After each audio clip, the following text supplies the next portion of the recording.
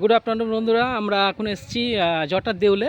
এটা রায়দিঘির একটি শিব মন্দির বলা যেতে পারে। তো কিছু কিছু পুরাতাত্ত্বিকরা বলে এটা একটা মিনার, যে বানানো হয়েছিল, পরবর্তীতে এটা মন্দিরের রূপ দেওয়ার চেষ্টা চলছে। যাই হোক, এটা নিয়ে অনেক তর্ক বিতর্ক চলতে পারে। যাই হোক, আমরা যেটা এসেছি এই হচ্ছে জটার দেউল। এটা আপনার রায়দিঘিতে অবস্থিত, দক্ষিণ চব্বিশ পরগনা জেলার মধ্যে পড়ে।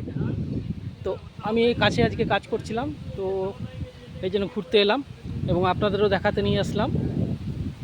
যাই, আমরা এবার কাছাকাছি যাচ্ছি। এটা আপাতত এখন আর্কিওলজিক্যাল সার্ভে অফ ইন্ডিয়ার তত্ত্বাবধানে রয়েছে। এটা খ্রিস্টীয় শতকে নির্মিত, কত সালে বোর্ডে দেখা যাচ্ছে না। যাই হোক, আমরা যাচ্ছি এখন জটার দেউলের ভেতরে কী আছে দেখানোর জন্য। আর তার সাথে সাথে বলি, ভিডিওটা যদি ভালো লাগে আপনারা অবশ্যই লাইক, কমেন্ট বা শেয়ার করে দেবেন। তো আমরা যাই, কি আছে দেখি ভেতরে।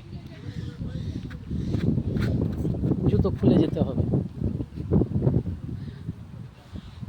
এই আমার সাথীরা বসে আছে, ওরা এখানকারই লোকাল। পোড়ামাটি ইটের তৈরি এই জটার দেউল।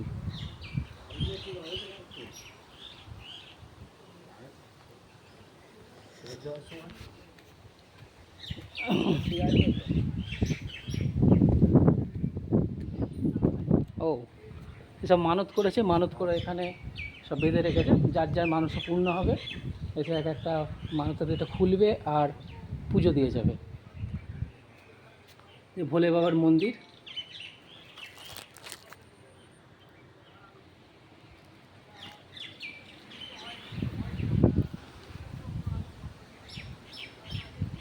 উপরে ওঠার জন্য হুক সিস্টেম করা আছে, বহু প্রাচীন, এখনও দাঁড়িয়ে আছে মাথা উঁচু করে।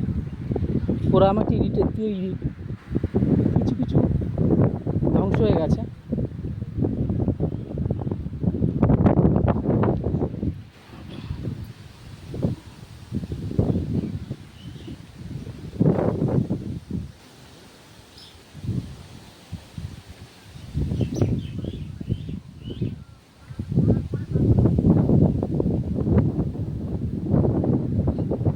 এবার বলে দিই কীভাবে আপনারা এখানে আসতে পারবেন।